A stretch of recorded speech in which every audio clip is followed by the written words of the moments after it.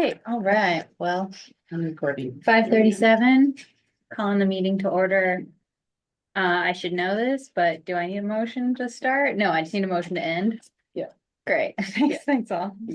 All right, great. So I'm going to adjust the agenda right away. And my first announcement is that I have appointed Jessica Tyson, who I think you all know from her previous employment here, or just met her now.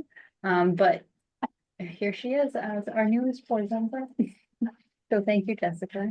And you all met Mike at the board meeting. At the last- dinner. At the dinner, Yeah. the annual dinner, thank you, in Crown Point.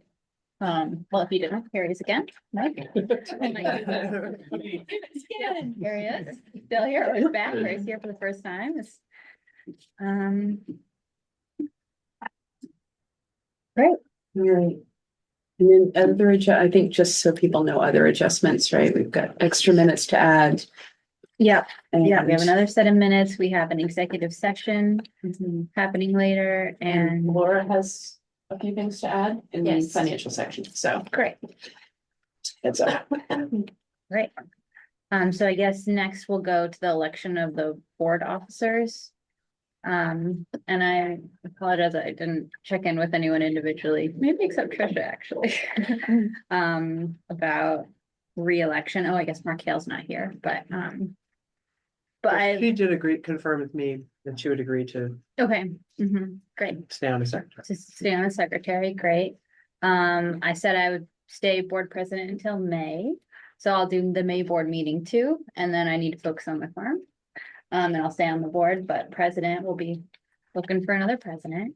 Trisha, you've expressed interest already in continuing as vice. I have, but I want everybody to be aware that I'm at the end of the year, I'm up. Okay, So it would just be till the end of the year, and then we would have to really get down and elect new people. yeah. Yes, okay, thank you. Daniel, treasurer. That's my position. How are you feeling about continuing as treasurer in Yes. 2025? Yes. You're feeling yes, wonderful. Lucky yes.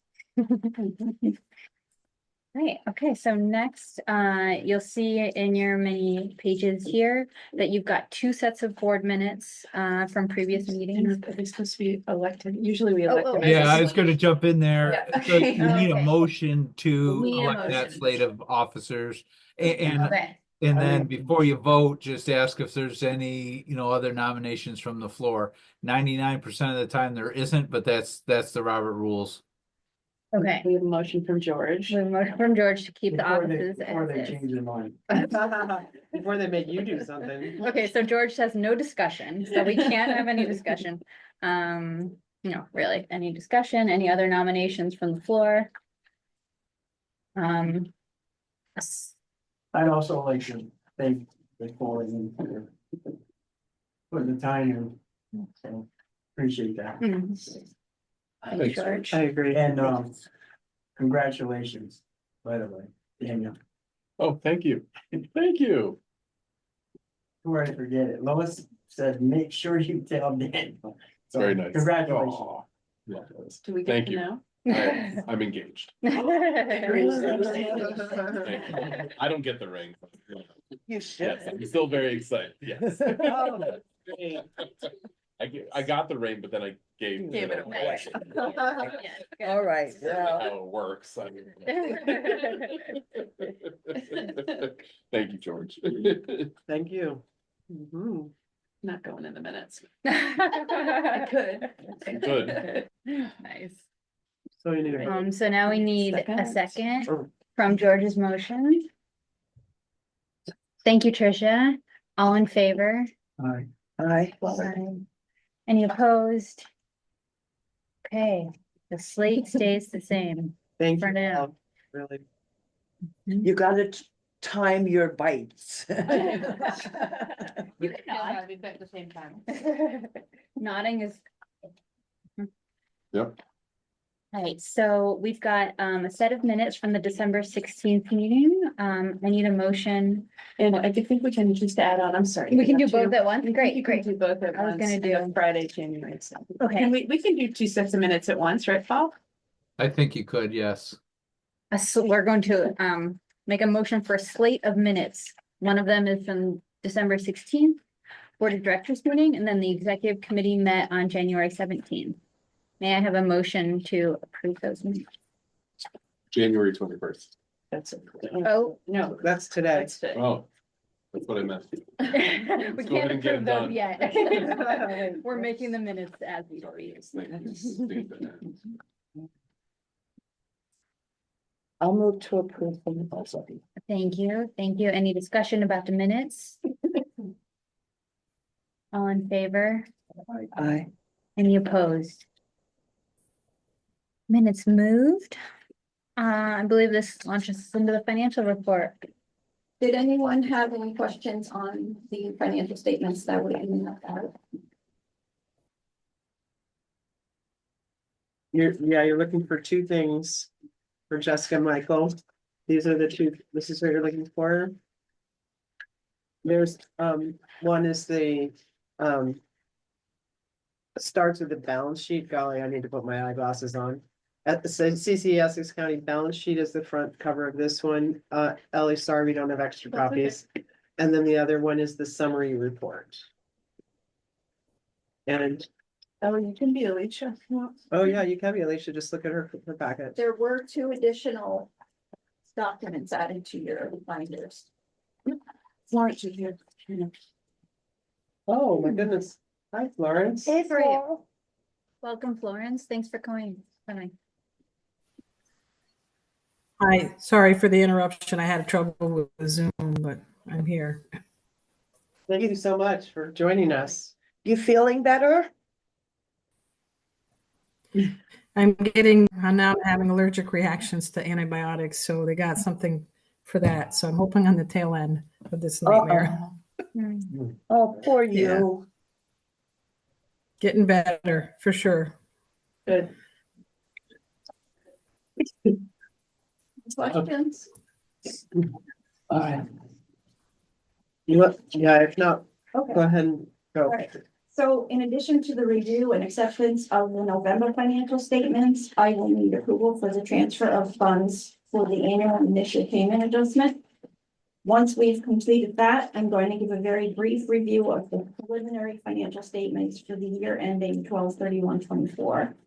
These financials don't need to be accepted at this time, but I will need approval of the transfers as presented on the statement of fund balances. Your binders should include the board summary and the financial statements for the month ending 30th, the preliminary financial statements for the year ending December 31st, 2024, and the statement of changes in fund balances, which has been reviewed and approved by us.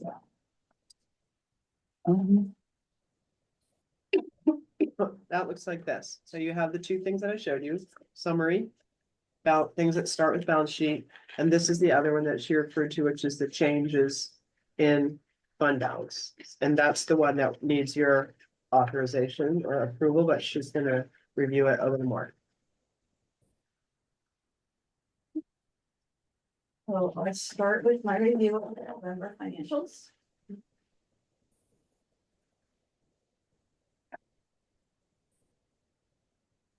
So the summary includes additional information on the balance sheet and consolidates the accounts on the statement of operations into major revenue and expense categories.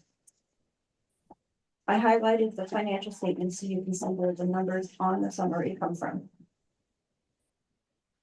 So for the balance sheet, page 1 of the. Sorry, summary- Laura, I'm gonna interrupt you just a little bit, just to connect the dots for people who are seeing these for the first time. So Fine. on the summary, there's color coding. What you're seeing as accounts receivable corresponds to the same color on the financial statement. So that's where this green with green, blue with blue. Beige with beige, yeah. Thank you. Please ask if we're getting ahead of you. This is a lot of stuff, and honestly, for even a board of this size, it's a lot to Yeah. understand. ask any questions you have. Okay, so the total cash is about $253,000. That does not include the $100,000 CD at Champlain National Bank, which is listed under current assets, and the $200,000 CDs at Community Bank, which are considered non-current assets. In total, there's about $42,000 more this year in cash and savings. Total accounts receivable are about $51,200. 88% of the receivables are current within 60 days, and the remaining 12% are pending grant invoices, which will be sent to the grantors at the end of the quarter. Prepaid expenses are about $9,400. The monthly amounts and the remaining number of payments until renewal are listed on the summary. Moving on to page 2.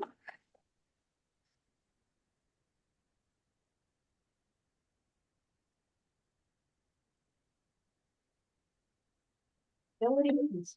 Total accounts payable is about $46,200 and includes the Cornell bill of $40,800. Deferred revenues are about $13,500. Any remaining balances at year end will be carried over to the 2025 budget.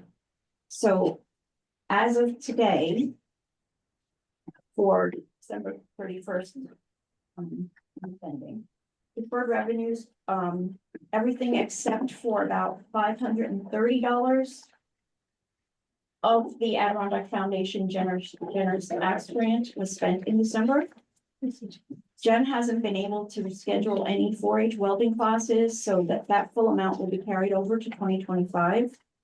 And there's a total of about $430 in the Stewart's and Paper Clover funds, which Jen has instructed her staff on how those are to be spent. And there are 2 Happy Trails events scheduled that will utilize all of the 2022 funds and about half of the 2023 funds. Keep in mind, this is all at the end of November. We're still looking at the end of November. So the current total general and designated fund balances are about $525,600. Did anyone have any questions on the balance sheet? Which was page 1 and 2 of the summary.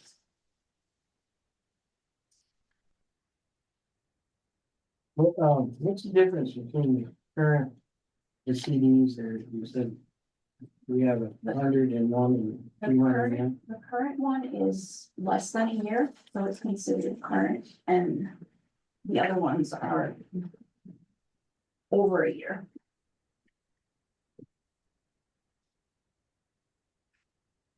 Okay, so I'll move on to page 3 in the summary. Statement of operations. We're 92% through the year, and the net from transfers and operations is $50,497.40. Revenues are 92% and expenses are 82%. Any categories that are 10% more or less than the expected percentage are highlighted in feature gold on the summary. There's only the gold highlighting on the program and operating expenses. That is the only main category that is not at the expected percentage. However, if you look at the actual statement, most of the line items are highlighted. And all of the categories are within 10% of where they should be at the end of the year. At the end of June, I'm sorry. November. okay. Yes, I want summer back.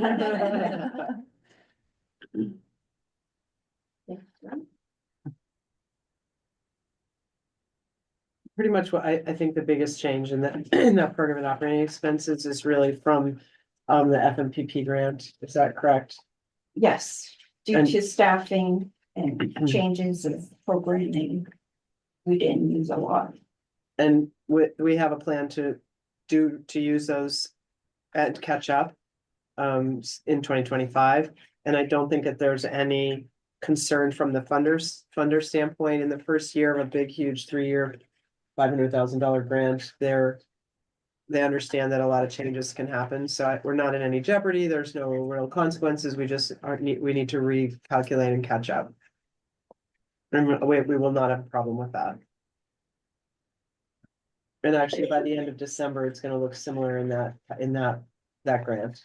Yes. So what's the plan to catch up? The staffing changes were really a big part of this. We didn't hire one person for the pop club because we got the public health corps fellow who was free. So that's a salary for a good part of that, of the farmer's market support. That's one, and because that person, we didn't hire that person, we also had lower program expenses accompanying that, that would correspond to that.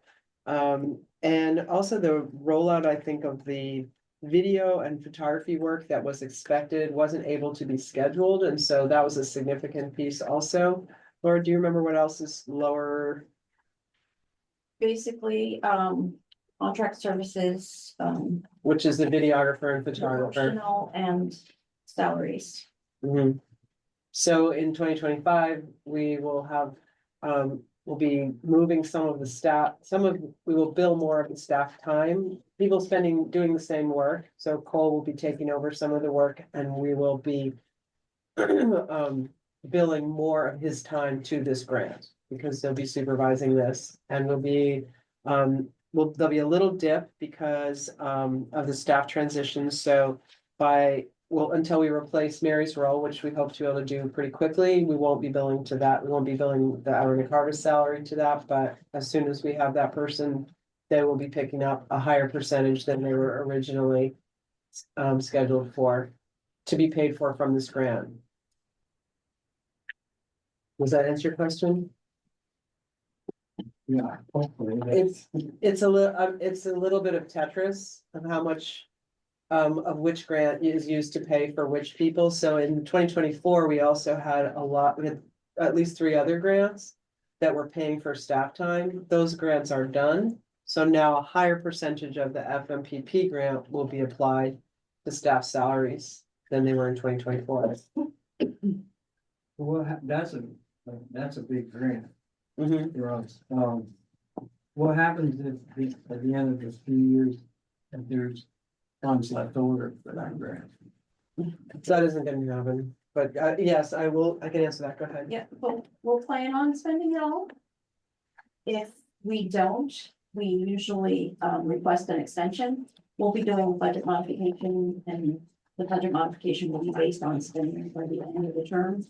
But if there's any other salary changes, staff changes, we have no way to guarantee that. So if there are changes, then we'll ask for an extension.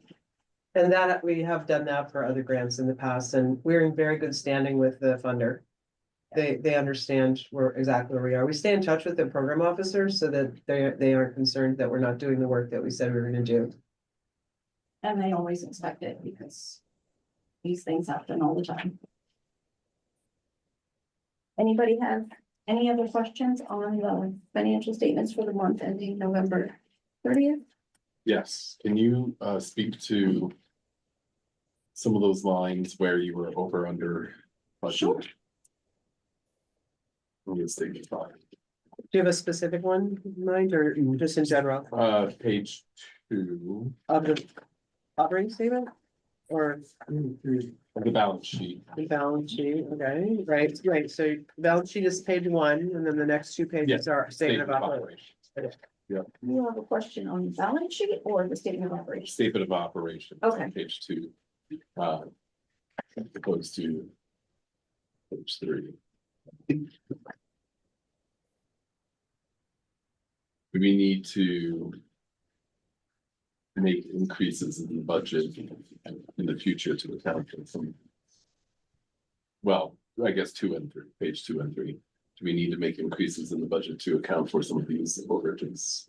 Yes, so one of the things that's done when we create the budget is a history of the accounts, and we take all of that into consideration.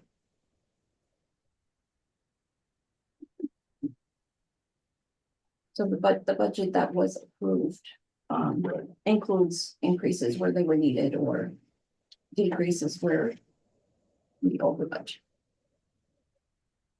Does that answer your question? To some extent, yeah. Are there any other concerns that we haven't talked about in the past? I recognize some of this, but Well, here's just a reminder, we're looking at the end of November, Right. and then at the end of December, there will be some more expenses, because remember it said that we were at 82% overall of our expenses for, as of this point. And so 2025 budget was built on more or less on all the way through to the end of the year. Plus, we've had some changes, so we're not even gonna put the 2025 budget in front of you yet, because we already know there's gonna be changes. right. So this is really just looking at the snapshot of where we were at the end of November. We were behind in expenditures. In December, we had more. At the end of when you'll see in the next time that we present the finances to you, you'll see that those totals. And at the same time, we'll show you the adjusted 2025 budget that you approved, and keeping in mind that the budget is a forecast. We try and keep as closely to it as we can, but it's okay that we're over or under, as long as in the end we come out Mhm. where we're supposed to be. So there's certainly nothing, I would point out to you anything to be concerned about in terms of I mean, in terms of our financials. So a lot of the reason for the differences, is also because of getting additional grants throughout the year that weren't included on the budget. So the percentage, the actual increases the percentage because that wasn't included in the budget amount. Mhm. So if we budgeted for $100 and it was $200, we're gonna be at 200% of that line item. So that. Right. These fluctuations happen all the time. There's not really anything that's extremely stands out. Like on the revenues reimbursement for services, that's just, we just put a space saver in there unless we know of an amount. Because when opportunities come along, our educators will go to an event and will be paid for reimbursement of their services. Let's break that line down a little bit more. So at the top of do you mind, Laura, if I do that? So at the top of the page 2, on the statement of operations, about a little bit less than halfway down, there's a line that's highlighted in kind of peach. Yeah, it says reimbursement for services. Current month in November means we had 0, we brought in no revenue, it was 0. Year to date, we brought in $2,750. Our budget was $1,200, which was just a placeholder for, well, if we get some money we didn't think we were gonna get for services, that's how much we think it's gonna be. Well, the fact that we were over or under budget that's what's reflected in the $1,550. That's $1,550 different from what we budgeted. And we're 229% over what we budgeted, but when you're over what you budget for revenue, that's a good thing. Right. So that's why looks like big numbers, 229% over. What the heck's happening there? That's actually because we brought in more money than we budgeted, and we only budgeted a little because we didn't think we'd get any. Right, and typically we budget $200 for that, but when we made the budget, we were aware of $1,000 that we were getting, so that was added to the 200. Does that answer your question better? Yeah, no, it's because you look down the line and you see things like supplies, non-food dispense, 469% over. I assume. So in that case. Yeah, okay. So But, you know, whether it's that line or where you brought in more, I'm just making sure that we did our due diligence when we were planning our budget, that we are trying to hit the target more often than not.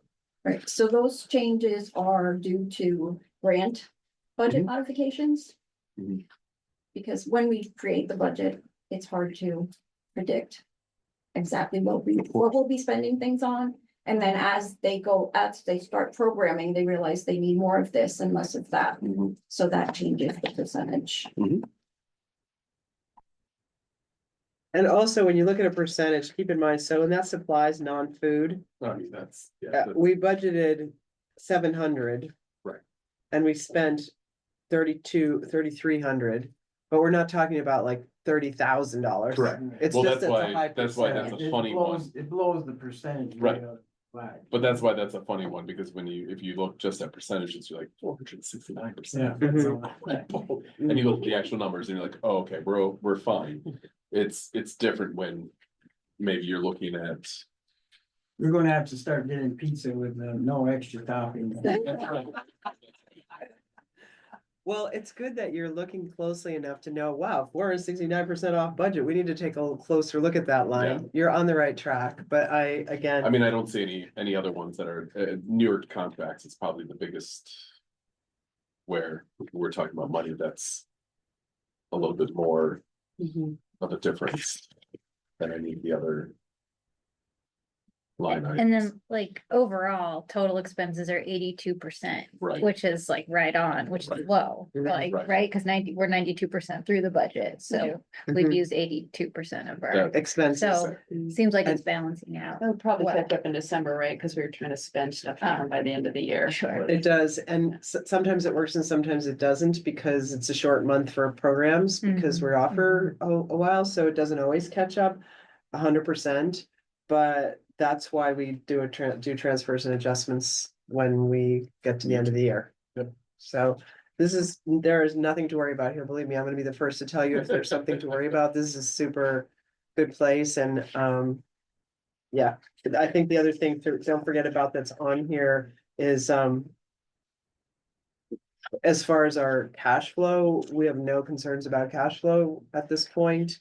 And we have $50,000 or $52,000 in receivables, and that's from invoicing from grants. So there's money coming in. We have no cash flow problems, so I wouldn't be alarmed at that 469% in one line item. No, we're getting more interest on our Yeah, you, CDs, and we're getting more memberships and subscriptions than we had, so things definitely look good. yeah, the interest that we're, the additional interest that we're getting paid on our savings is. Yeah, let's look at that line. Okay, so Investment earnings. yeah, invest it right in on the peach colored line that says interest income. On the top half of the operating statement of operations, the current month we got $800 a month in interest. That's money we just earned. That's just straight ahead, unearned income. And or yeah, I didn't say that very well, but that's what I meant. And year to date, we had $8,000 that was just interest because we were in those high yield CDs. We had budgeted 4,200. So when you say you're 194% over what we budgeted for that interest, I feel good about that. Yeah, Oh. that's another example Yeah, of. so the first Being one, blown out of proportion. I Yeah. mean, you're only talking the difference between 8,000 and what was it, 4,000, so. Yeah, so the first month we had, the first CD, we earned more interest than we had earned in the last 15 years. I believe that. And the party's about to be over because those CD rates are probably gonna go down, but that's okay. We'll roll them Yeah. over. We'll see where we wind up. One's rolled over. The 6-month one. Yeah, so we'll just do our best with those but, When is that up? It ended in December. Okay, the 6-month one too. Yes, so that was renewed. all right. Mhm. And I think they're renewed at 3.5. I think so, yes. Yeah. Champlain, Yes, Mhm. which is still great. Mhm. yes. Not very. 1/10 of 1%. 0.006. Any other questions?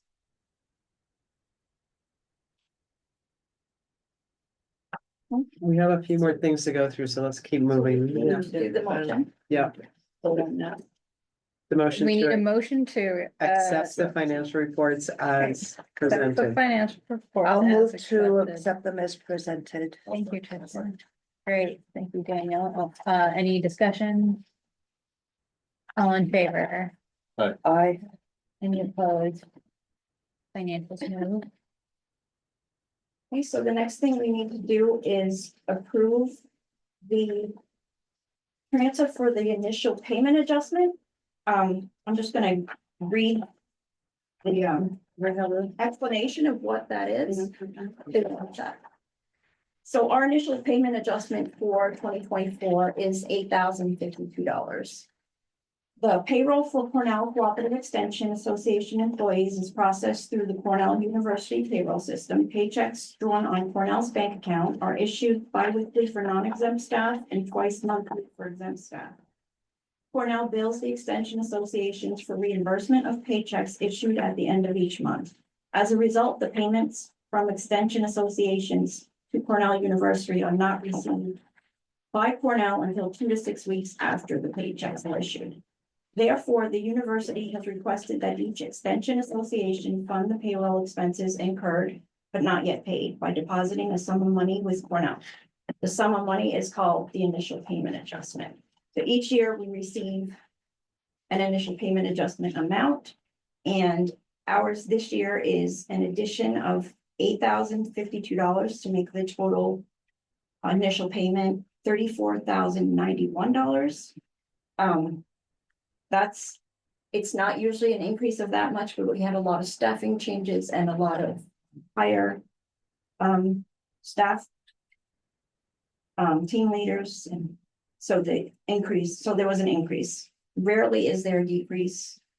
But so each December, we get billed for that amount. That's already paid on the December Cornell bill, but to make the transfer between the general fund and the initial payment account, I need approval from the board. Is it one payment per year? For now? No, we make a payment each month for the Cornell bill, but they pay and then we pay the bill. So they're paying it ahead of time, so we have that funding on hand. So they take an average of 12 months. And your initial payment is increased or decreased based on the current average and the previous average. So at the end of the year, we get billed for the difference. So our initial payment for 2024 is $8,052 more than it was in 2023. So that $8,052 was paid with the December Cornell bill. So that was in addition to salaries and other expenses to pay to Cornell. So what's the average monthly payment? Well, according to them, it's $34,091, but it's been, I guess that's the average, but it's a lot higher now than that. The general Cornell bill, average Cornell bill is about 40. That also includes things like, for example, I'm gonna go to the Executive Leadership Conference, so that gets put on our Cornell bill. There's a couple of other things besides payroll that goes on our Cornell bill. Our payments for the Eastern New York Commercial Hort team goes on the Cornell bill. What else goes on there? The SDN. Our contribution to the SBN team, which is our personnel or our human resources, IT and finance leads, so that we pay about $20,000 a year to have access to that expertise, those specialists, that all goes on our Cornell bill. So it's not just that we have 20,000 a month in payroll, it's Right, so the 34,000 is just payroll. just payroll. They just want to make sure that we have, it's kind of like on deposit, so they have it upfront. Any questions on that? So we need a motion to approve the Motion to increase. approve the transfer of $8,052 from the general fund to the initial deposit. I'm not gonna try to repeat that, but you all did the motion. Lori, you got it? They're already written. Thank you. Are written. Thank you. She is so good. Yep. I move. I'll Thank you, second. Daniel. Thank you, Tricia. Any discussion? All in favor? Aye. Any opposed? Moved. Can you do your next, you say the financial controls? I'm going to do the preliminary, and if I can find it.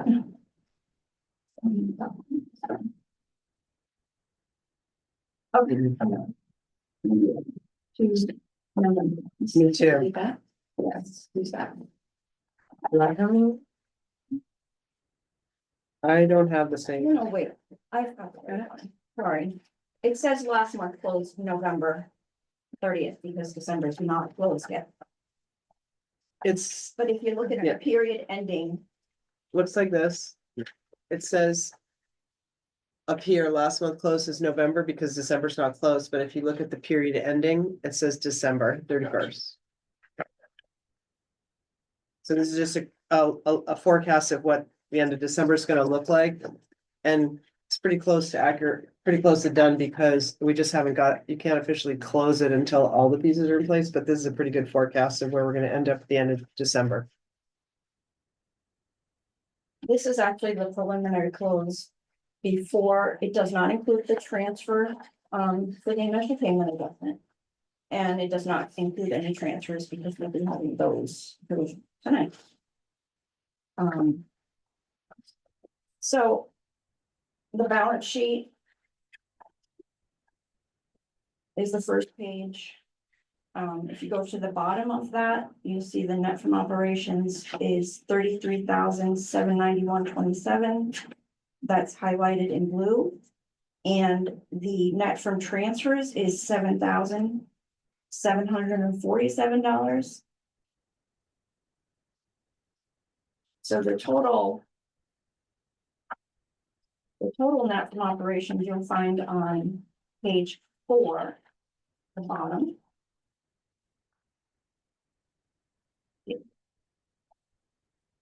It adds together the net from transfers and the net from current operations. So to close the books for the year, that $41,538 needs to be distributed between our fund accounts.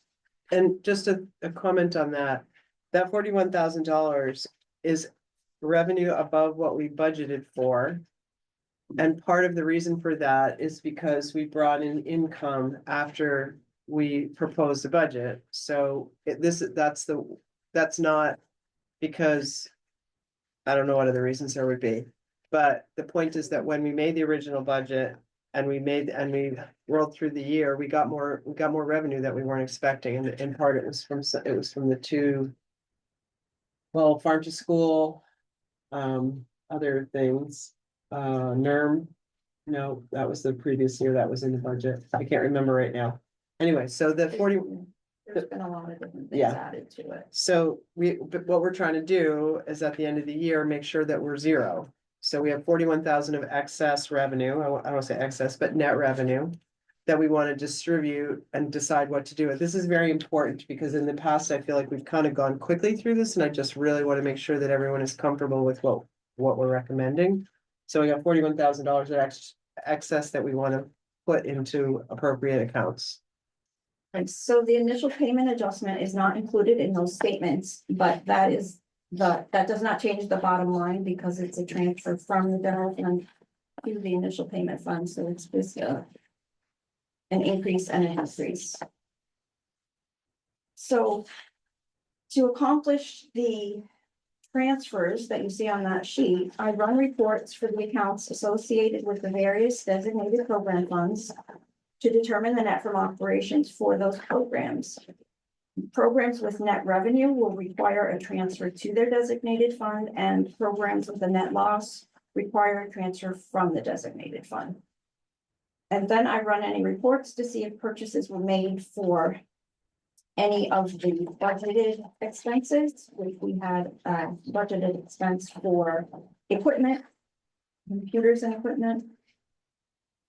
Then I subtract the total transfers to fund accounts and add total transfers from the fund accounts to the year-end net from transfers and current operations to determine the amount that needs to be transferred to or from the administrative fund accounts.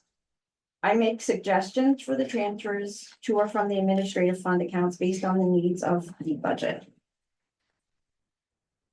So I add the transfers to the statement of changes in fund balances and review those with the executive director before the board meeting.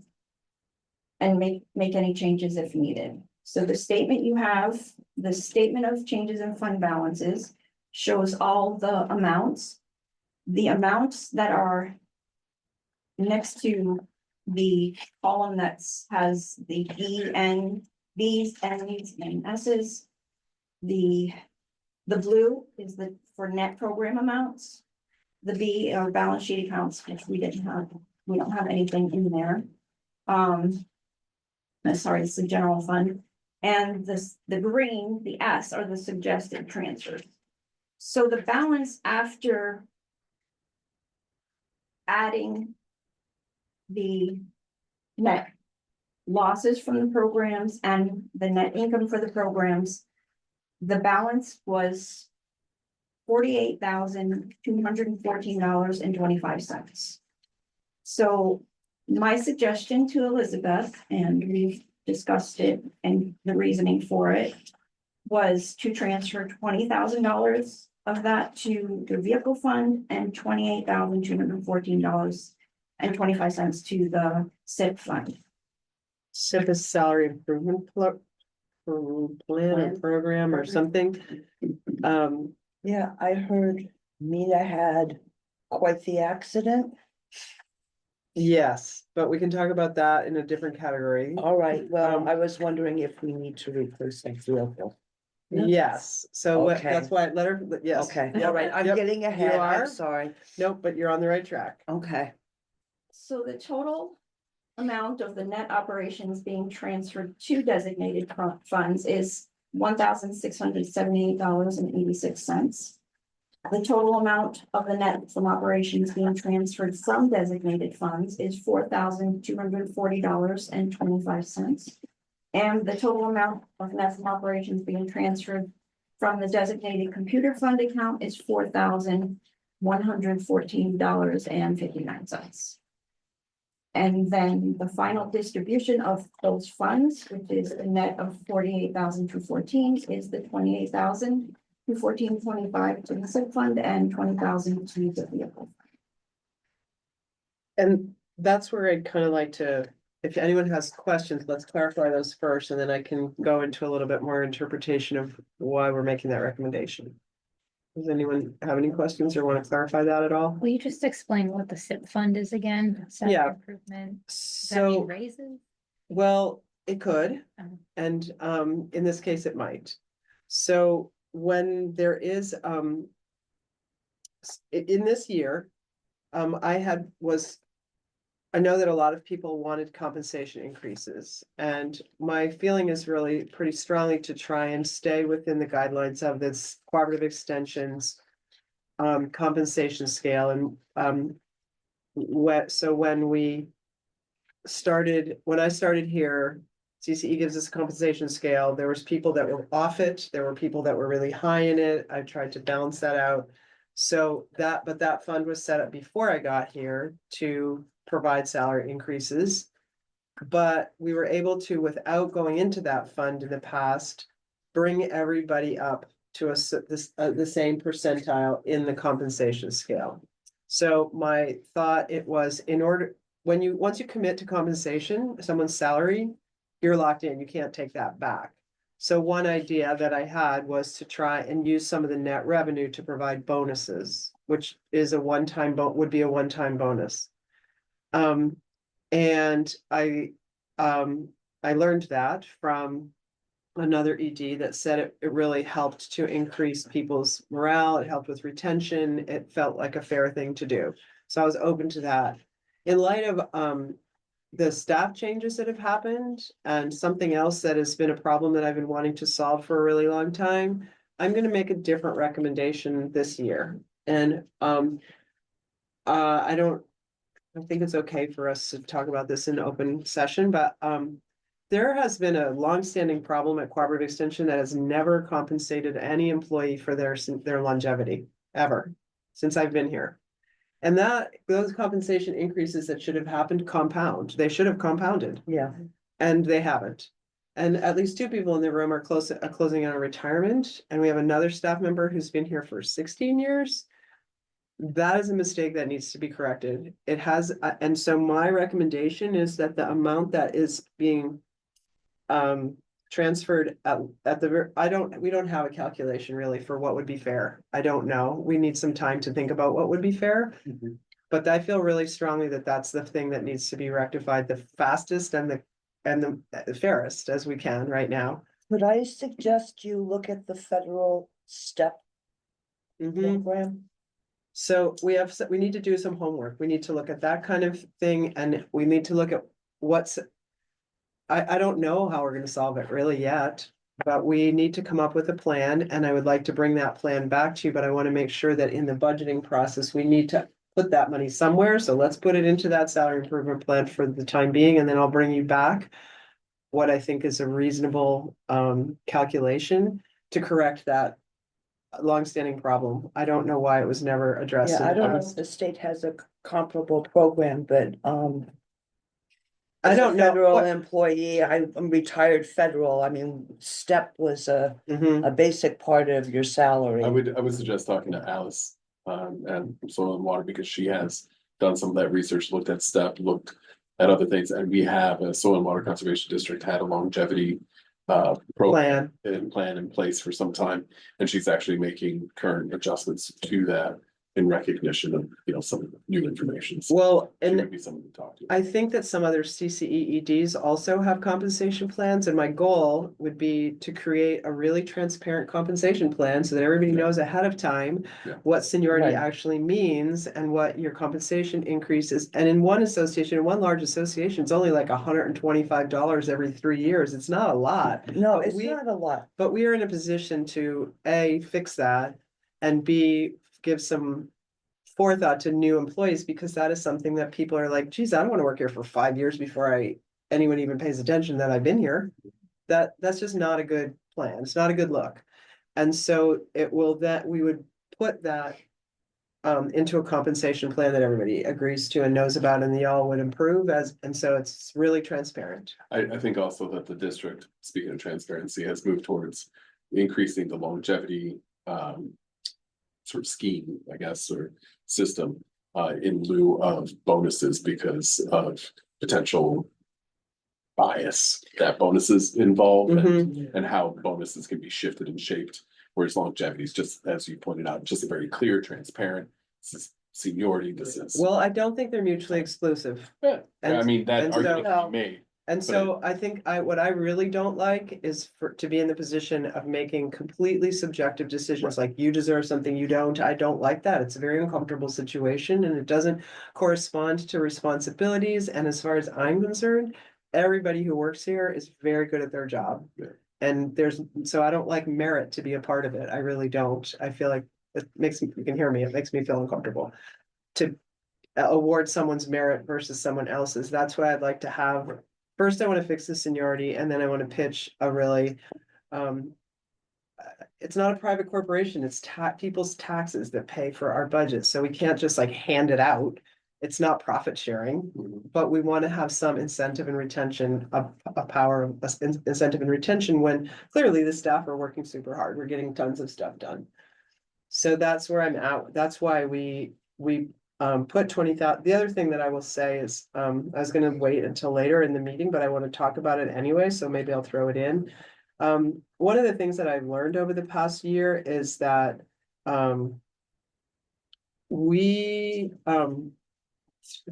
think some personnel issues could be resolved better with a mediator, with a professional mediator, than through our HR system. And so I want to ensure that that is available to staff going forward. So if there's a problem, they have an ombudsperson, which Lori said that there used to be one at CCE, but there isn't anymore. So I've spent some time finding out how to find that person. So staff members who need to facilitate a conversation to take place have that option. And it's very expensive. It's $400 about an hour. So I think that salary improvement thing could really make a difference. Like, I think it should be very robust because it's possible that things are going to come up that people want resolved and HR doesn't fit the exact professional skills that are needed to resolve to provide mediation. So I feel really comfortable with that amount staying where it is, it won't in the end. I think one of the things that we've also talked about in relationship to these designated funds in the past is it's a good practice to maintain some, there are differences of opinion and it fluctuates, but between 30 and 60% of an organization's budget to cover salaries in the event of some catastrophic pandemic or something else. So my hope, and which is something that I said when I was first hired, that I would protect those assets and not let them go below where they were when I got here. They might not grow, but I didn't want them to go below where they were when I got here. We've held that. And so in that context, we still maintain between 35 and 40% of our annual budget in our designated fund. So that's a safety insurance that everybody's going to get paid if something goes crazy, which it's done in the past 5 years. So that's why I'm still recommending that we leave a high percentage of, or we put at least part of our net revenue into these designated funds. And we know from what Tricia just said, these designated funds are going to go down significantly because we're going to buy vehicles. We are going to buy at least one vehicle and possibly two in this year. The vehicles we have are not okay anymore. They're just not.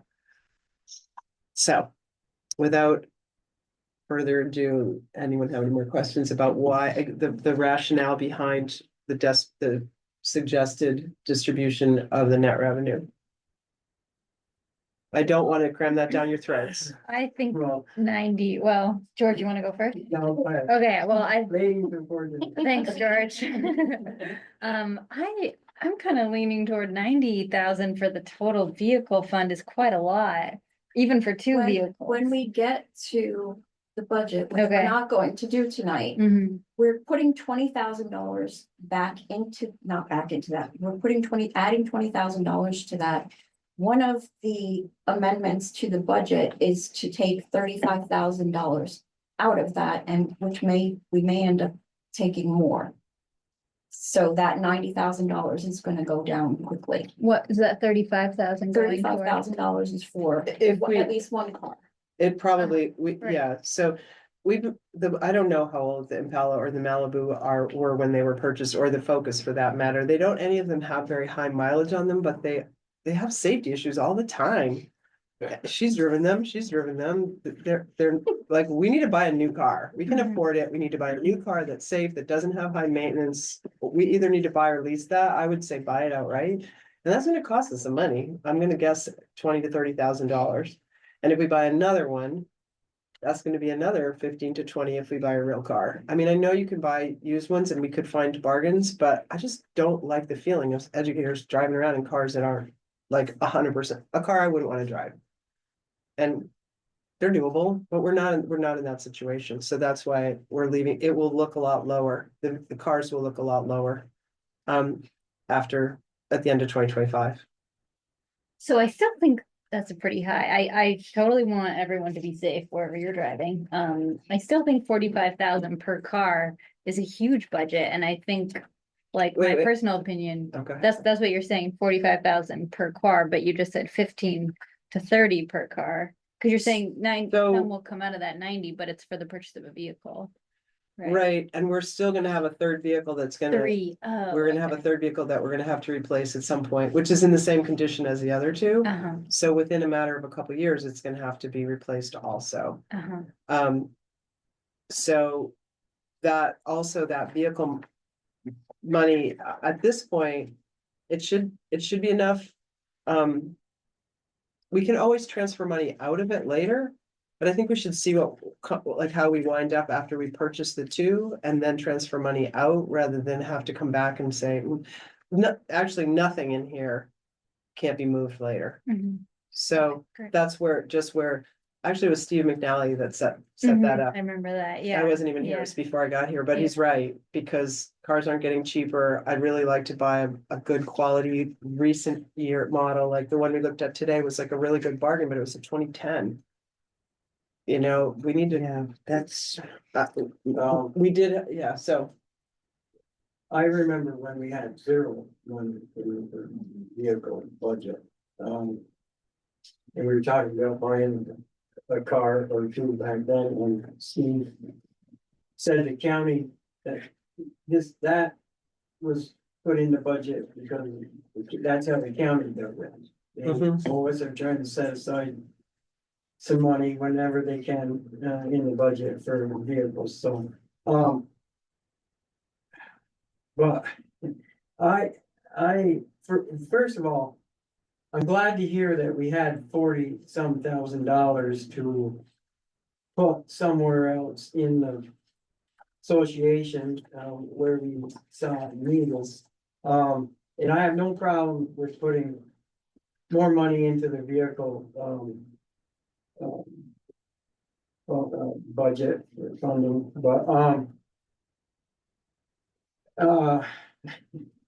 well, you've opened up a whole new can of worms here, with a salary thing, you know, I'll give you my own personal opinion. I do not like the system of bonuses. I think you can get into some real issues, with, employees, and it's, and especially if it's designated to just one person, okay? We've talked here as a board numerous times about over and above increases in salary because, as you said, trying to keep everybody up to the level of Cornell standards, okay? That I have no problem with. But I don't like the idea of bonuses. Over and above. The longevity thing is something I've talked about here before. When I was in the union and we called it seniority. I think that is something that we should seriously look into. Because for one thing, it gives a young employee something to work for in the future, with bonus, or not bonuses, but some advantages of staying here longer. And obviously, anybody that has stayed here any length of time up to this point, we should be very grateful for. So, that part I don't have any problem with either. The mediation thing, I don't know. If the employees don't abuse that, I can see where it's helpful. I've been involved in mediations myself before. But if you open that can of worms for staff, you may find that they have more issues Interesting. to bring up. And then it's, it's gonna be a thing where you have the board and our director on one side of the fence during the mediation, and then you're gonna have the employee on the other side of the fence during the mediation. Somebody's gonna lose. Very seldom do you find common ground. That's something that I would really seriously think about. I don't know if Paul has a comment on that, if that's in, any other association around the state and so on, but, like the bonuses, I can see where that can be a problem, because, I've been through that before myself. So, what I'd like to see is if an employee on staff has a problem, come to us, come to the director. Hash it out amongst yourselves and try to find that common ground.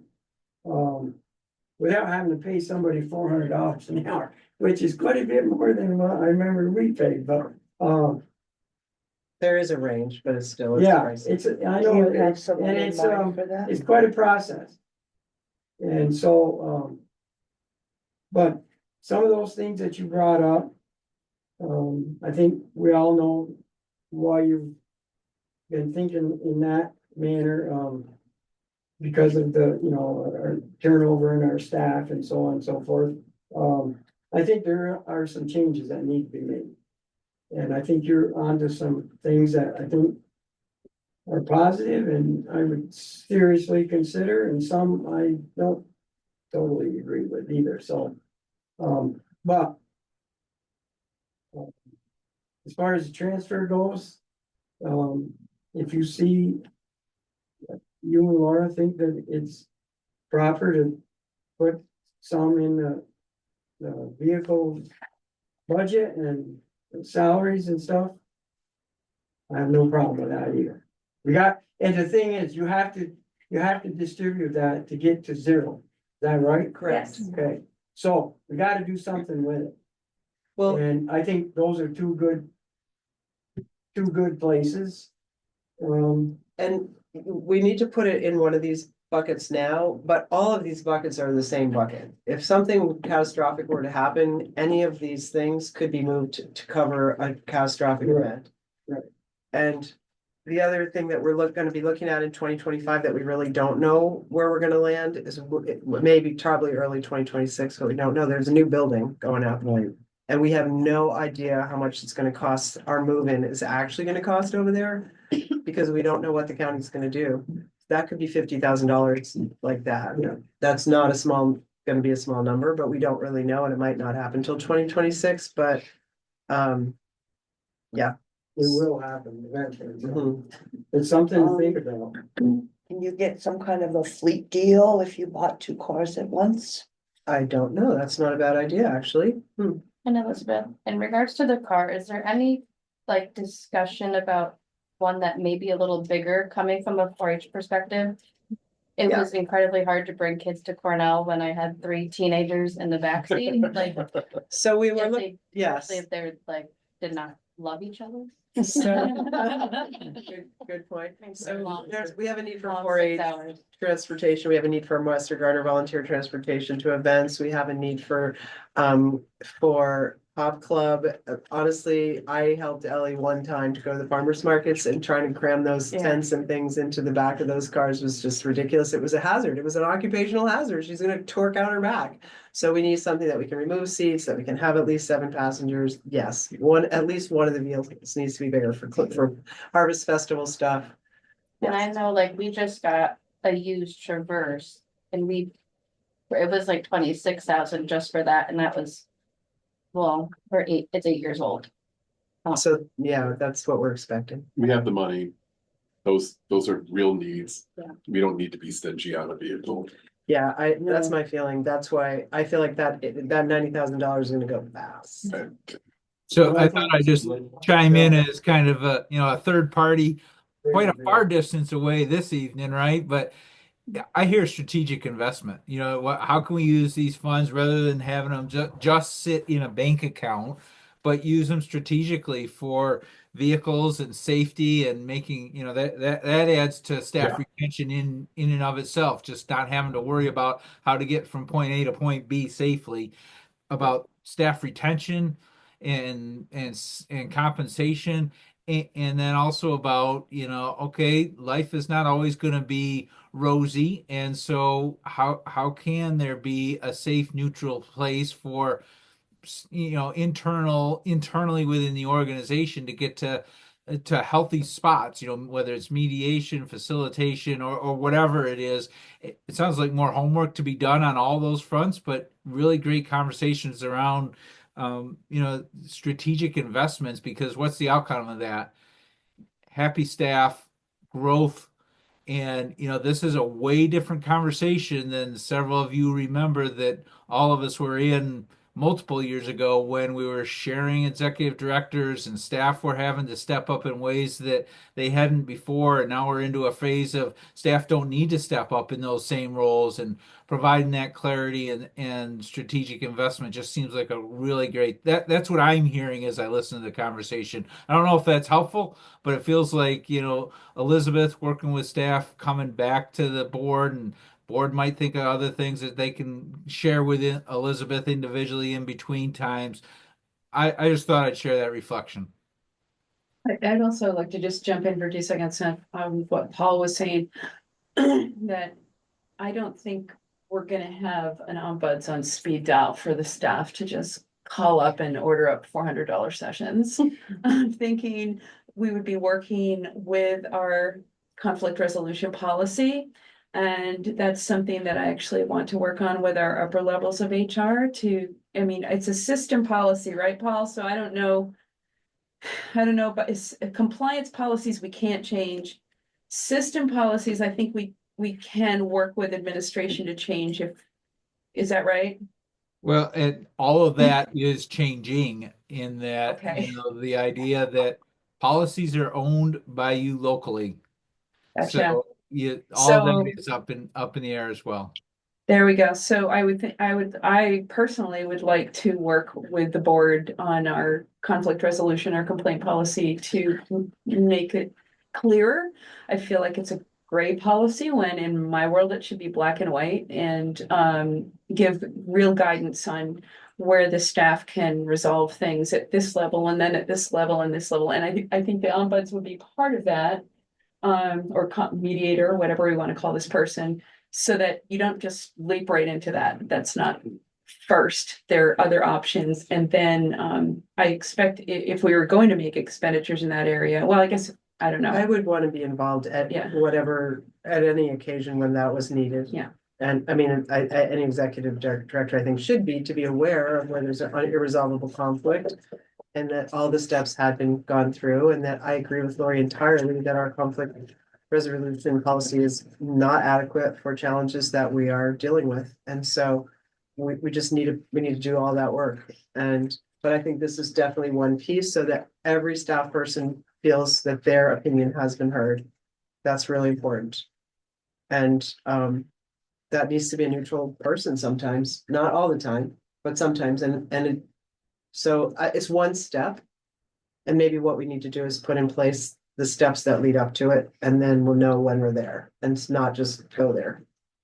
Clear process and policy in places. Let me It's ask, gonna be helpful, and then one where, you know, maybe the board is able to weigh in on a case by case basis when a mediator, when an additional expenditure needs to be made. But that seems like an I think appropriate that needs place to for be them. part of this about when the board can be involved and not involved. Correct. Yeah.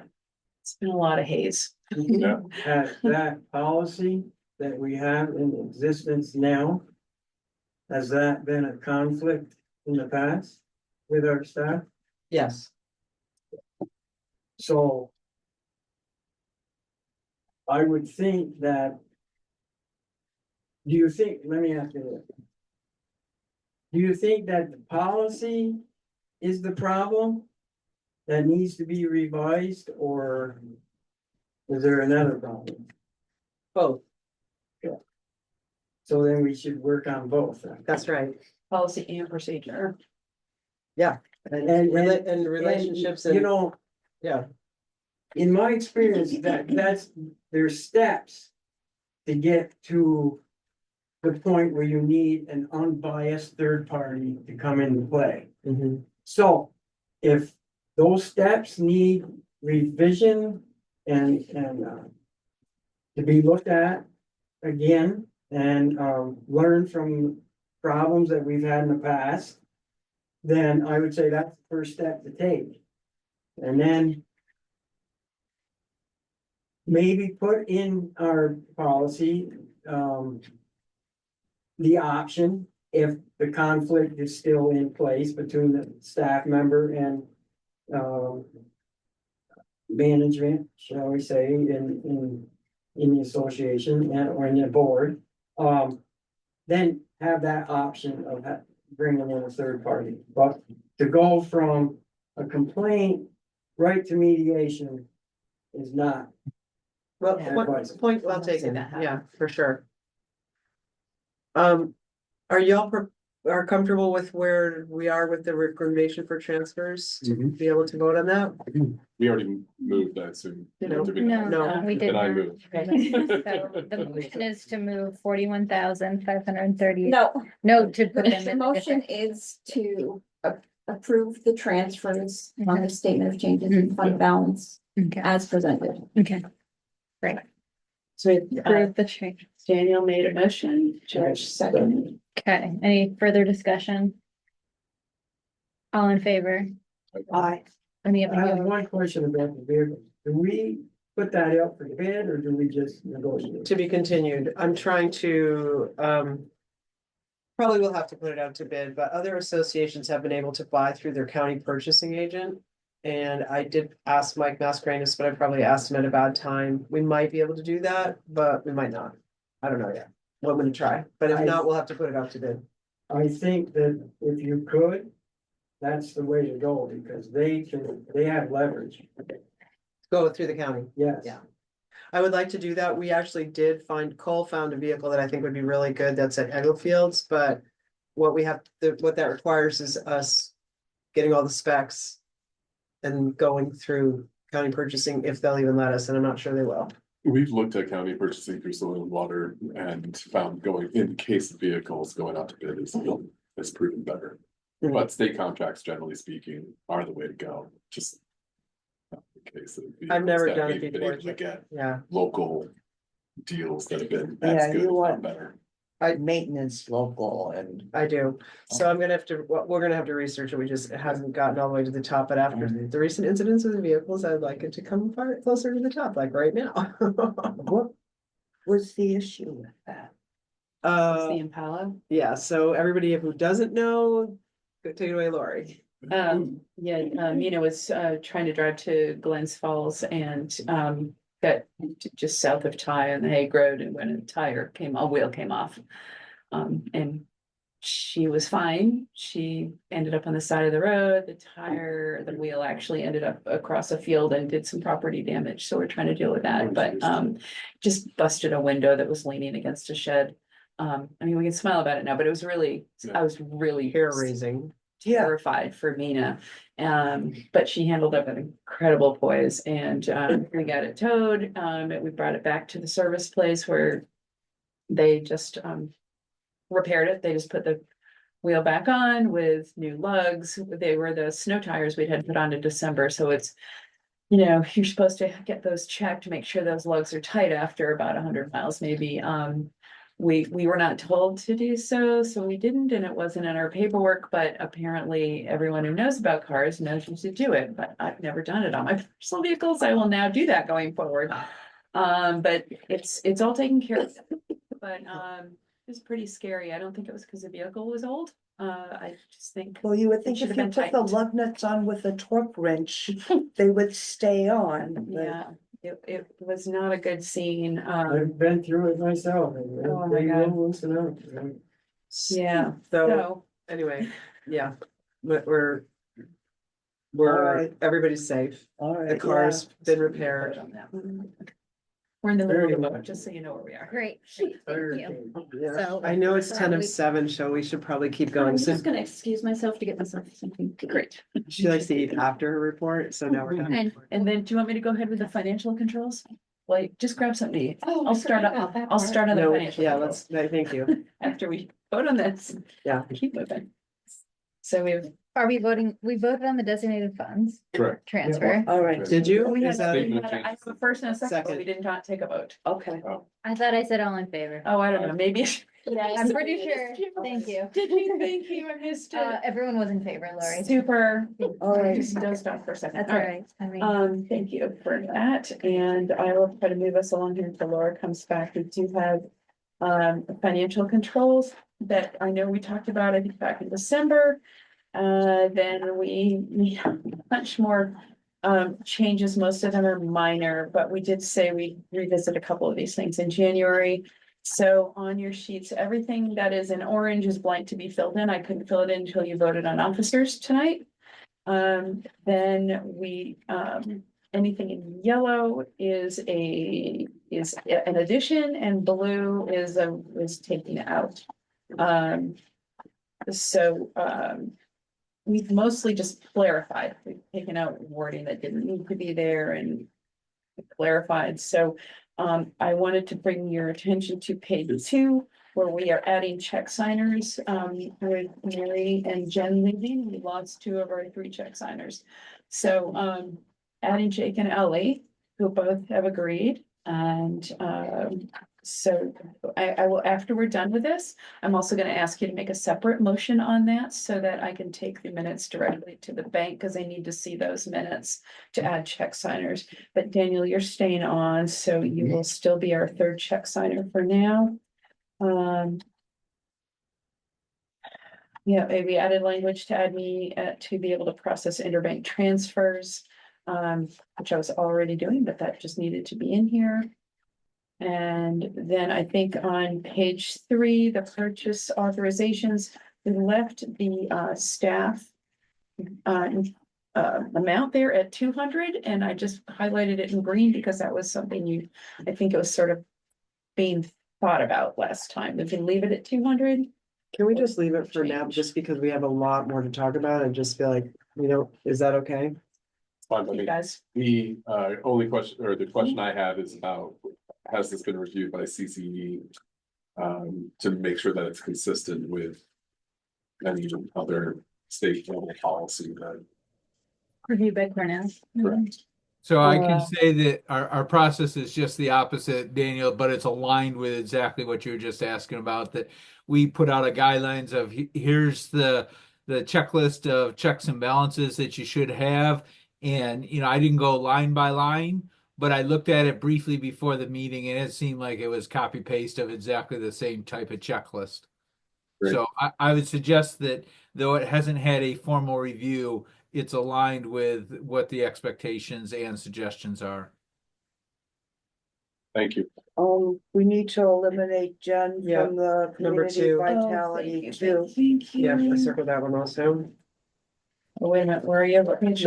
Page Page 3, 3, number purchase 2. authorizations, number 2. When we have the 2 open positions filled, we'll have to give them an amount as well, but we'll figure that out later. Yeah, Okay. thank you. I'm not trying to rush you, I just want to respect your time, and we still have more things on the agenda, so. Feel free to slow down if we're going too fast. Basically, this number 3, we already talked about, that authorizes Lori to spend $1,000 without a pre-approval. Since we already discussed this in December, I think it's safe to call for a motion to approve the financial controls for 2025. Yep. May I have a motion? I'll move. Thank you, Tricia, a second, Daniel, thank you. Any discussion? All in favor? And while we're doing it, could I just have a motion to approve Jake Yambor and Ellie Hoffman as check signers with full online bank access with Champlain National Bank? We need to have someone to be able to go in and get statements. Laura and I can't, so anyway, that would be the full motion for them. I move. I'll second. Thank you, Daniel, thank you, Tricia, all in favor? Aye. Any opposed? Okay. Well, also just pointing out that the last item on page 4 says it authorizes me, Lori, or Laura to change the names in the documents as needed, so if we have to change, we can. Right. We don't have to come Staff back. Change or whatnot, Yeah. we'll. We can make it easier for you later. Okay. I think we have the one more financial thing is, there's this motion to, this is in the, sorry, I lost my agenda. To authorize the backup. That's it. We need a motion to authorize Paul Traeger as the executive director backup approver in Acumatica in the event of an executive director absence. This hardly ever happens, but we do need someone in the system. And we haven't had anyone there since Carly, so. Big backup person there. So it would be Cole. That Yes, would be cool. he's fine with it. It's really hardly ever happens. But someone needs to be able to do it, and it can't be Lori or Laura. It would really be if you just didn't have access to a computer somewhere and. Or, I mean, if I was incapacitated, Right. or if I couldn't do it for some reason and it had to be done, but also most of the things are flexible enough so that it's not like Right. it can't be done the next day. Can't be Samantha. What's that? Can't be Samantha. This is at the same level of approval that I have. Right. Yeah. I would suggest Cole, Okay. and he's willing to do it. Yeah, he just has more financial experience. I mean, nothing against Sam, she's awesome. And the other reason for that would be that if Lori was not available for some reason, Sam is trained on the Acumatica program.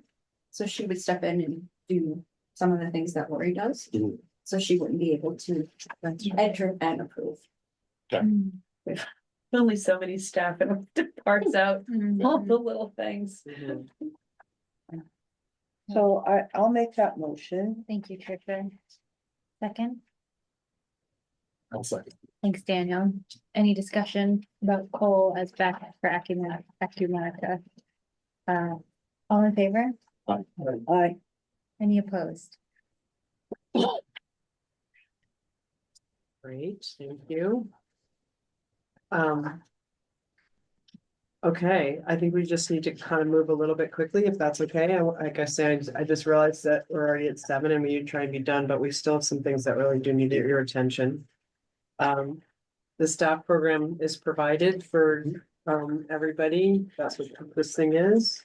We send it monthly to the Board of Supervisors.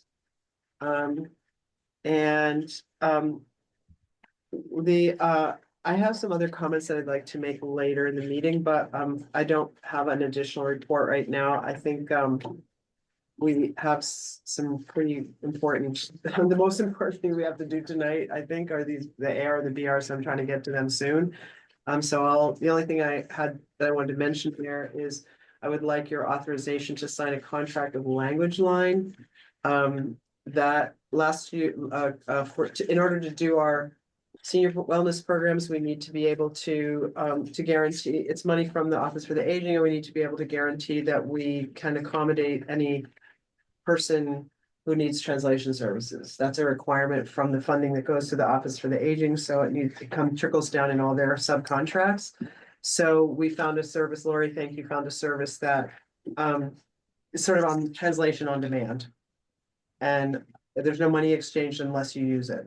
It's what the Office for the Aging uses right now. So- The contract, no fees. And the reason why I'm bringing it to you is because, well, so you're aware, but also there's no money exchange unless you use it. And it just is a bit of a shortcut to having to go through a longer contract.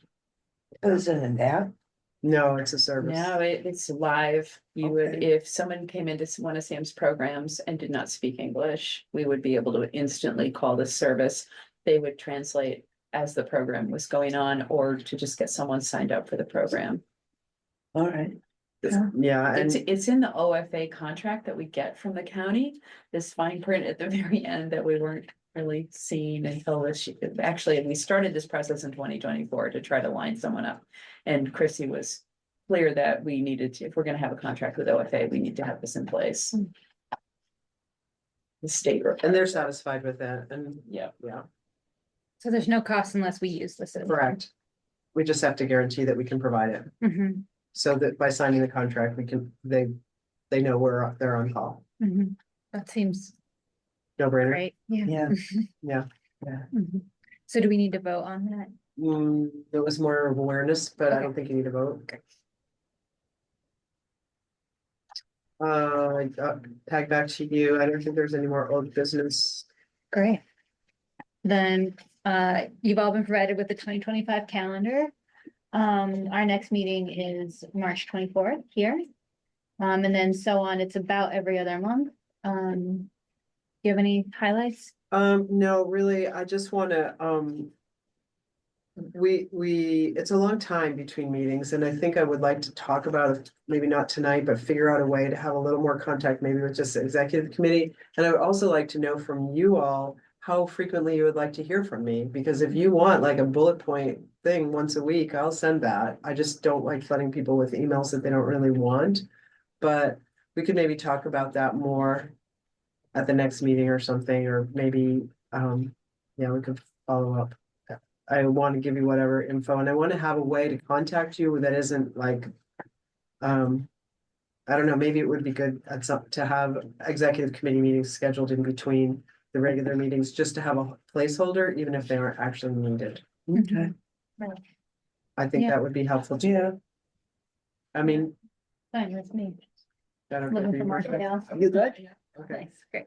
So we can schedule, I can schedule that by email if you want to, if that's the easiest thing. We can do it at the same time. We can do it every other Monday in between, like on another Monday kind of thing.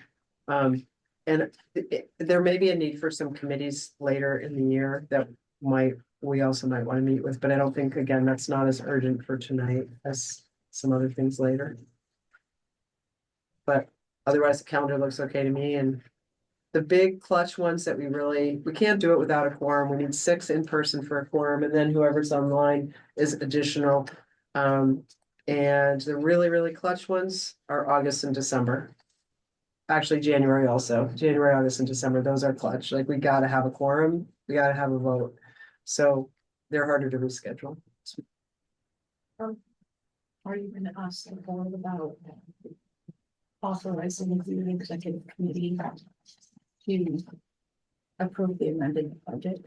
That's a great question. I don't think we can wait until March to adopt the amended budget, so it would be great to authorize the executive committee just to do that. The board can vote to say the executive committee can approve the amended budget. If someone wants to make that motion. Gotcha. Do I have a motion to Authorize authorize the executive committee to approve the amended budget. Yeah, you heard it. I'll make the motion. Thanks, George. Thanks. A second. I'll second. Thanks, Jessica. Any discussion about this? All in favor? Any opposed? Sounds fine to us. Great, we'll schedule that. We'll let you know. Yep. All right. All right, so next we're talking about the committees. So we've got the executive committee we've hammered out. Nominating committee, we've had Daniel, I guess, for the past, but I'd like to nominate Trisha's done an awesome job. And I've sort of handed it to you already as Yeah. vice president. I need help. Yeah, totally. So the nominating committee is really important and like pretty easy as far as what is expected. What you're doing is, first, you are creating a committee like with outside of board members to help generate ideas for members. And since this board often, we're very small, we struggle with getting the 6-person quorum. It'd be great for Trisha to have someone else on the board, and then for you two to compile another committee. Well, 3 more, you need 3 non-board community members, Right. and then you would generate ideas for the nominating committee for more board nominations. So if Alicia is indeed interested in being on the board, which we don't have confirmation besides verbal from her, Right. we still have one open Mhm. slot? Okay, and then the really important thing is to generate a list of names for our annual meeting in October. Yep, October, for like a bunch of us will be at our maximum. Yeah, George and I are George and, both. I don't think so. I think you've got to Do you have do that chart? I got I the thought you chart. told me this was it. I must have been Yeah. mad at you that day. No, you're done at the end of 2026. Oh, It's George and Chrissy. Oh, all right, Yeah.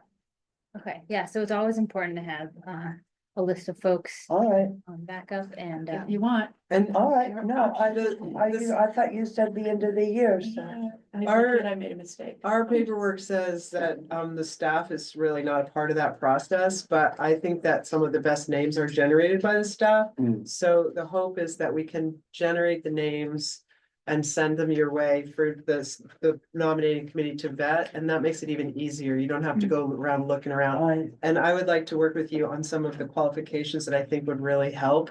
One is if Daniel is gonna get off the board, we have to have someone who has a financial background or oversight. I think Alicia might fit that bill.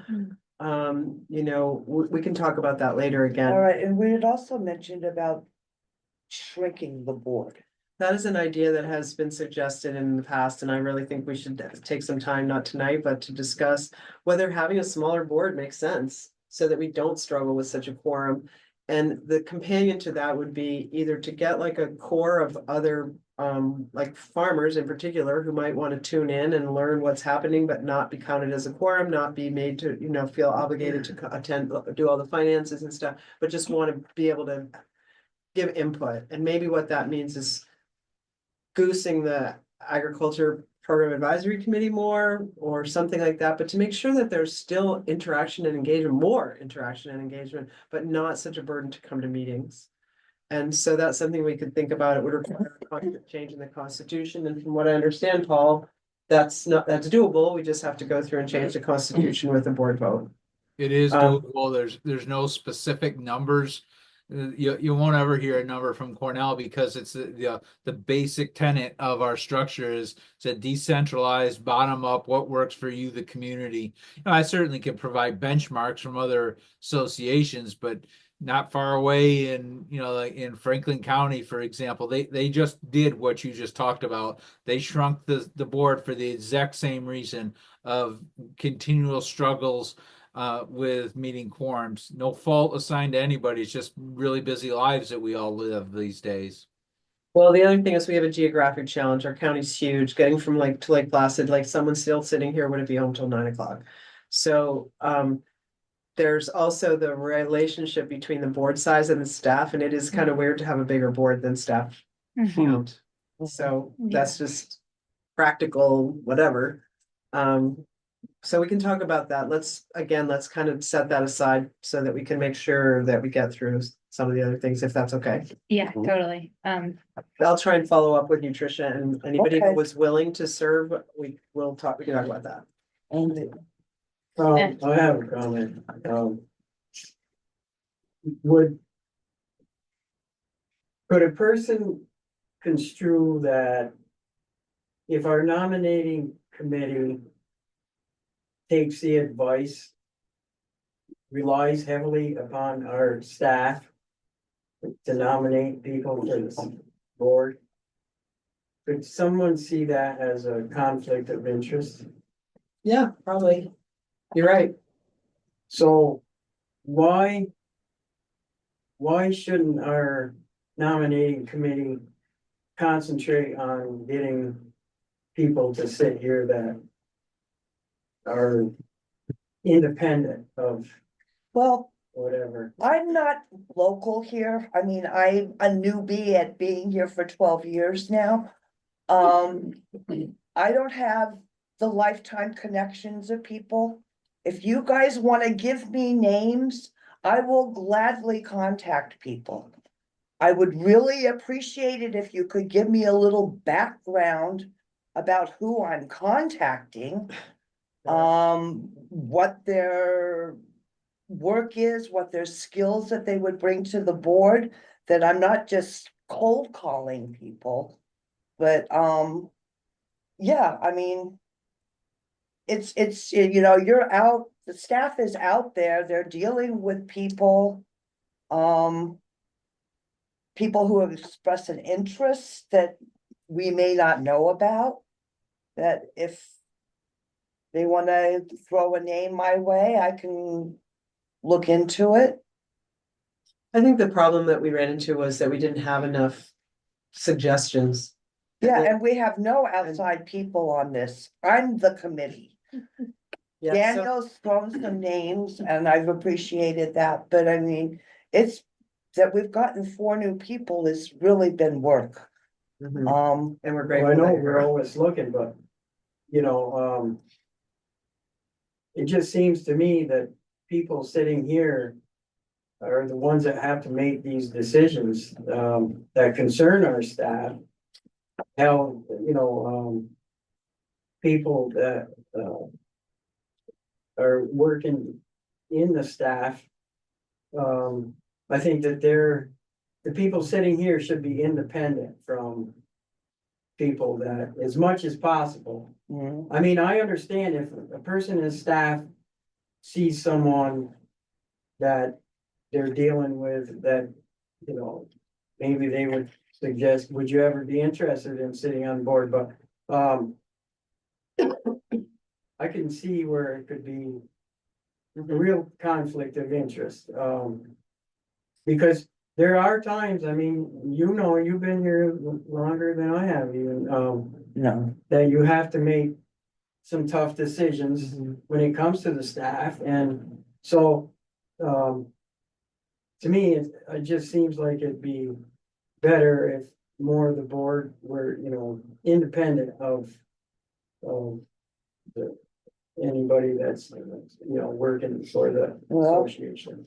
But I know how hard it is, because I've asked numerous people if they would be interested, and it's very, very hard. To get people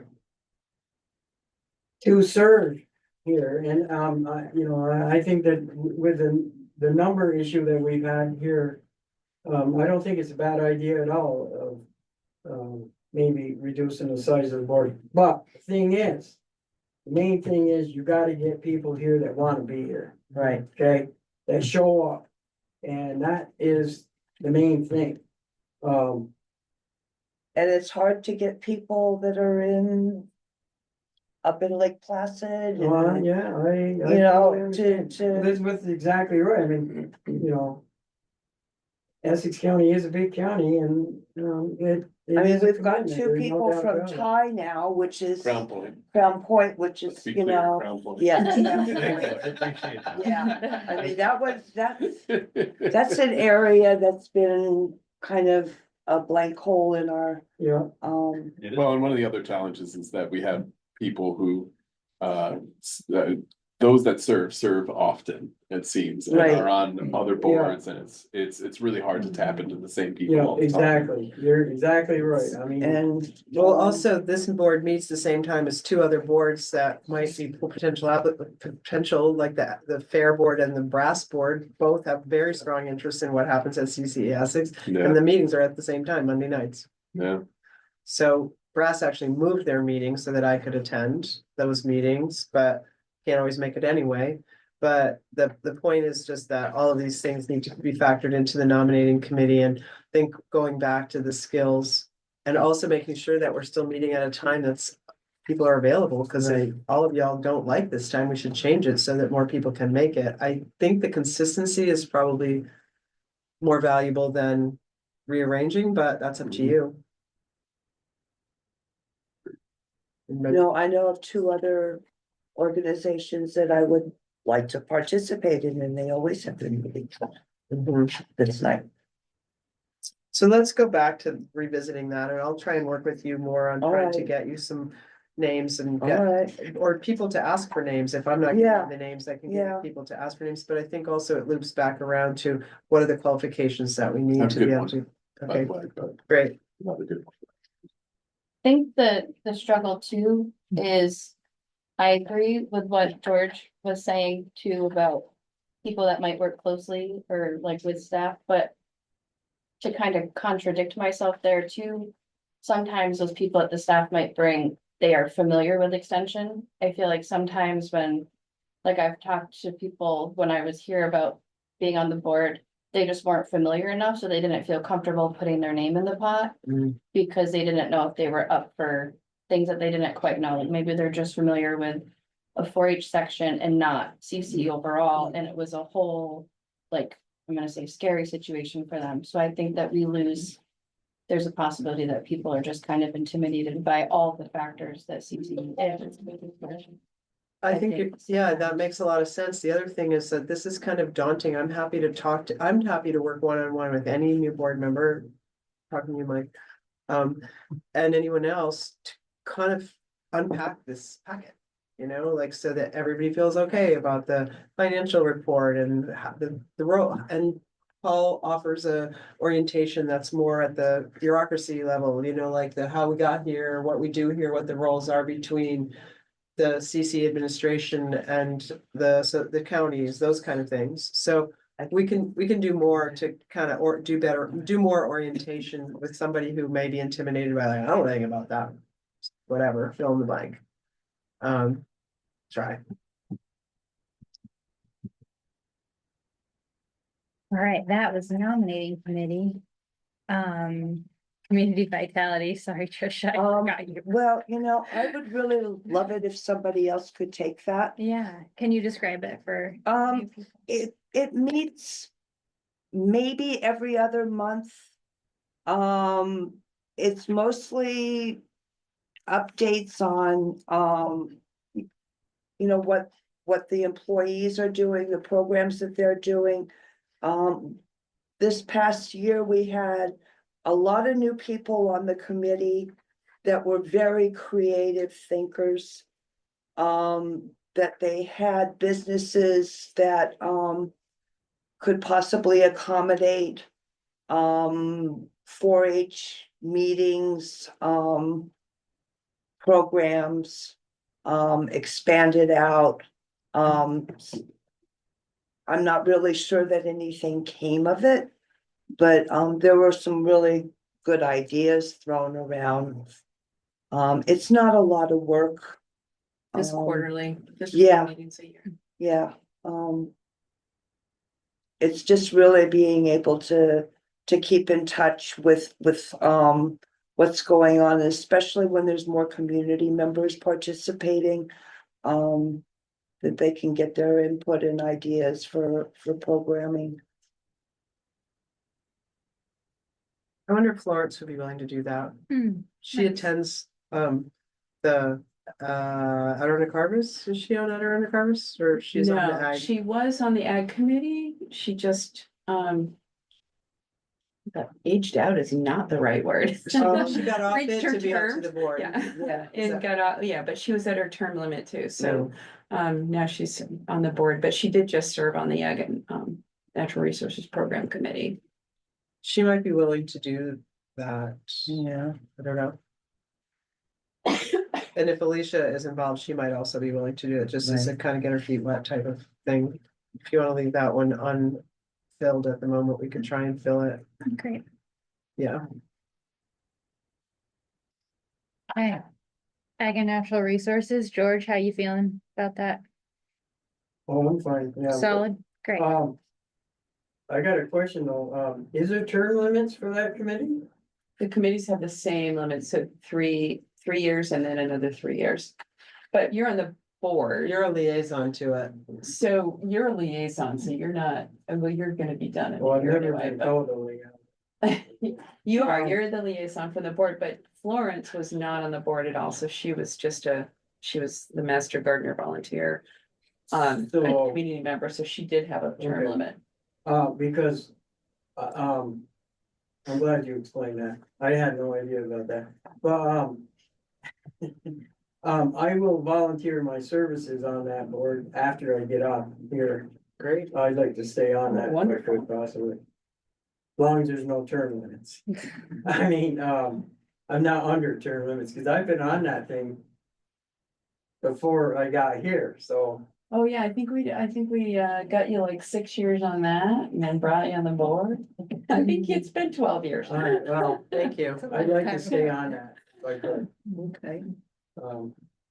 It's a very interesting board to work with, that's for sure. Some good people. Good attendance last time. Yes, Last couple of well, times. yeah, you were there too. So, it's interesting. So. After I'm done here, I will stay on it. Great, Possibly. thank you, George. And then we still need someone for the Adirondack Harvest Committee. Around. Wondering if Mike, how you feeling? This would be, I just explain, again, it's quarterly. We have the meetings via Zoom. So there's no need to come up here and it's just nice to have a board member who's also an Adirondack Harvest member. But it's not necessarily a requirement, so that's why we just sort of looked to you first, but. And what would you need me to do? So it's, there's Zoom meetings that are quarterly. What we do is, do a little quick presentation of what Adirondack Harvest has been doing for the last quarter. Mhm. And, just open it up to your input, like, and there's others, ours is a fairly large committee because we're a regional program. So we have representatives from some of the other counties and a few other people in Essex County, and we just open up and usually say, what do you want us, what other things would you like to see? Are there initiatives you'd like to see us doing? And we just have a general conversation about what we can do, and you know, if you have any visions, or if you've been out and about and someone's saying, well, I wish Adirondack Harvest would do such and such. Right. You know, that's the sort of thing we do. And you know, it's again, it's been a little bit low attendance. So I mean, if it's big farming season and you have other stuff to do, you know, you don't get dinged for not showing up, but we do like to include at least one board member here. You'd be the liaison, so yeah. George, I could be a liaison. On opposite end. Yeah, If- that's fine. That would If work. the That'd be example that I've gone through, you'll enjoy it, so. It is interesting. They ask and do it. It's also, yeah, there's good conversations on there. You've learned some. Yeah, you know, especially if you're a member of Adirondack Harvest, it's, Yeah. Mhm. you kill two birds with one stone. Yeah. Keep up with the activities of harvest and, you know, you can bring that input back to the board too, so. You might want lifetime membership, just like George. Just warning you. It might be that good. But You're welcome to stay. You're also. All welcome to right. go if you want. You're up to you. You get a long drive. AR and BRs. Thank goodness, this one's really big. This is really big. I'm really glad we got to this. Right.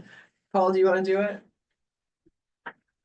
Sure. So, actually, all you can the AR, I'll start there. AR is the agreement between the association and the county government. No changes in the template this year. And, you know, there rarely is. It really is you know, the template's one page, so it's not like it's an in-depth agreement. But you got to have it in order for the cash to flow from the county to the association. My suggestion is you do that one, and then we could talk about the BR. Okay, So there's no changes. We approved this last year. I sign it. you made a motion, so I'll Right. authorize you to sign it. Any other questions about that before I we mean- ask for a motion? Thank you, Daniel. I'll second. Thank you, Tricia. All in favor? I, Any discussion? AR approved. BR? So BR has not been released yet this year. It's the BR is the agreement between Cornell University and the association. The AR agreement references the BR. Again, it's a foundational agreement. I fully anticipate that it's going to be released tomorrow. Unfortunately, it was tomorrow and not today, so you don't have it in front of you. There are changes in the BR agreement because we've been having conversations. We've had a new director, Andy Turner, this past year.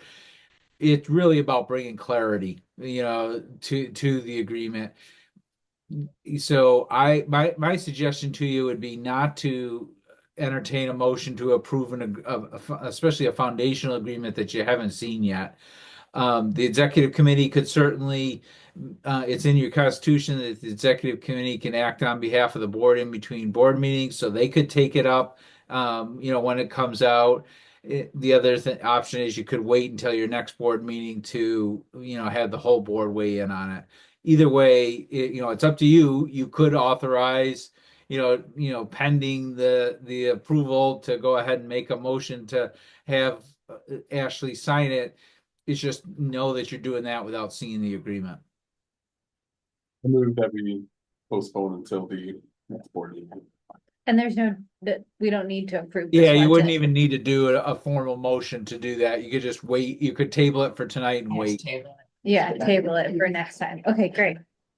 Great, I'll sign the AR and we'll talk about the BR next meeting and Great. Operating guidelines, wow. I have not looked at these as thoroughly as I would like to. Lori, can you help me out here? I don't Yeah, really it's remember what's. the really, date. It's- but there's no, I mean, it's the same as you approved last year, so it'd be up to you guys if you wanted to make any changes in there. I believe. Yeah, so it's just basically at the end too, says the meeting dates will be scheduled for the fourth Monday of the month at 5:30 PM. That this month is an exception, obviously, but It's just, these are what guide us beyond the Constitution, some of the day-to-day stuff here. There was nothing that caught my attention that needed to be changed, but all of these can be. Do we need to approve this to legally operate by Wait, well, next, by like the next meeting? Like, is this something we can also? Nothing will table? change if you don't, but if you want to take a closer look before March, I don't think there's any harm. no, that's fine. Because one of the suggestions was that we talk about Board structure. size, yeah. Yeah, I'd like to talk about nominating committee too, if we can change that, So honestly. Yeah. if we could- But I don't wanna talk about that tonight. We're already Yeah. quite late. Okay, That's fine. all right. So we can. Table that one. Table that. Yeah, one. so that'll be next. in but this March. might be something that the executive committee starts discussing next meeting. That's a good idea. Mhm. Great. The rest was the policy manual, it's right here, I did not print this out for every one of you, I did send it, I think, as a PDF. There's no changes you need to be aware of, because we always bring changes to you as needed for approval, so there's nothing new right now. And every time we do a policy change, we will bring it to you, I think we are this year, probably maybe going to be looking at some to be changed. And then we always hear from administration when there's some mandatory policy change. So, anyway, but it does, unless you really want to dig through the whole policy manual, it will stay as is, or you can usually we just vote on it at the first meeting and I update all the dates. Is the conflict of interest in that? Yes, it is. All right. Oh, yes. Yes, it is, Conflict of and interest. that's one that we're gonna work on and we would bring to Alright. you for approval. I All right, would not okay, I recommend a wasn't sure discussion if of you it wanted us tonight. to look at that and, Not tonight, well, or, no, if you want to, do it. Hi, everyone. Laura's willing to take. I'm dishes. going to introduce myself and the rest of the meeting, and if anybody sweat. wants to get rid of their dishes, I'll. wash Sure. them. Thank you, Laura. Thank you, Laura. Thanks, Laura. thank you. I can give you a hand, Laura. Thanks, Sally. I was a waitress for 3 months. Yeah, well, I just. Thank you. Thanks, Sally. Well, actually, pretty soon here, we have one more thing here. and then Thank executive you. session. We have an executive session Have a good later. night, everyone. Good night. Good night, To come back thanks. until then. You wanna- Hey, good to see you. Thanks for Good night. joining us. Sally. Forms, Lori. Well, okay, are we tabling the manual? policy manual? We're gonna table whoa, wait, No, you can The just approve it. policy, because we can change that. It's no anytime, too. changes. I mean, we will be changing it throughout the year. Right. But we do like to start the year with an approval and then I can update all of the reviews. On the date of review on each policy. I move that we adopt the 2025 policy manual as Thank you. Thank presented you, tonight. Danielle. Second, I'll second. Markale seconded. Hey, good. Any discussion about the policy manual? All in favor? Aye. Any opposed? Policy manual approved. Okay, forms. Oh, yeah, the forms, so many forms. If you can sign them tonight and leave them with me, that's great. If not, I'm gonna hand you. At the next meeting, you can always sign them and mail them back in or bring them back in March, that's fine. There are, let's see, Jessica, we're gonna, need to do a background check on you, cause you were good until February 1st with us.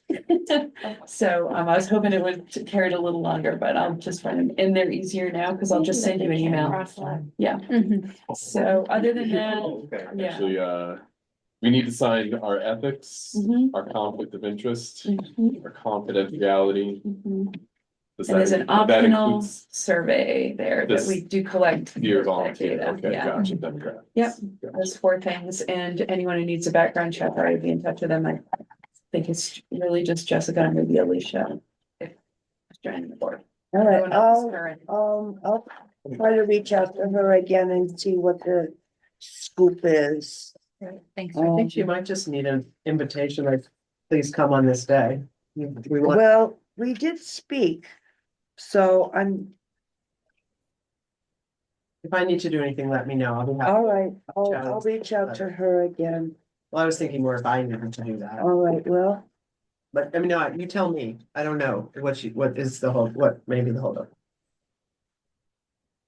So our plan now, I know y'all have forms to fill out, but we're gonna Occupied me, distracted. do a two-part executive session. First part with Elizabeth, second part without Elizabeth. So how does it, do we make a motion to go, you just need one motion to go into executive session, And right? then I will be excused partway through it, no new motion. Perfect. And I think what I'll do, I mean, I could wait if you guys want, but otherwise I'll leave this meeting with Markel, since our secretary's here. And then you can just fill in, Markel, when you come out of executive session, and then whatever motion is made to close the meeting.